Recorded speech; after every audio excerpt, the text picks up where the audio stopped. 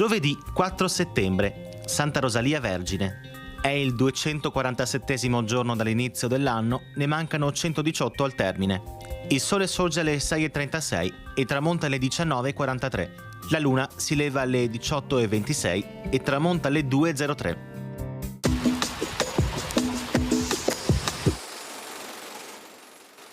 Francesco Petrarca si impegna a lasciare la sua biblioteca alla Repubblica di Venezia. L'atto di donazione dice: desidera Francesco di aver per erede il beato Marco Evangelista, se così piacerà a Cristo. Con questo che i libri non siano venduti né maltrattati, ma siano conservati in luogo sicuro dal fuoco e dalle piogge, a onor di esso santo et a memoria di esso Francesco, e per consolazione e comodo degli ingegni di questa città.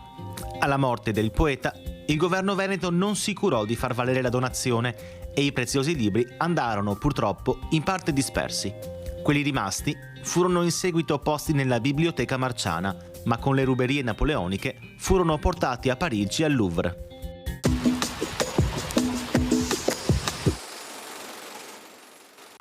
Le previsioni per domani. Sulla costa cielo da sereno a poco nuvoloso, altrove tempo un po' variabile, con spazi di sereno alternati a nubi più significative sulle zone più interne a partire dalle ore centrali, associate a qualche possibile precipitazione anche in forma di rovescio locale temporale.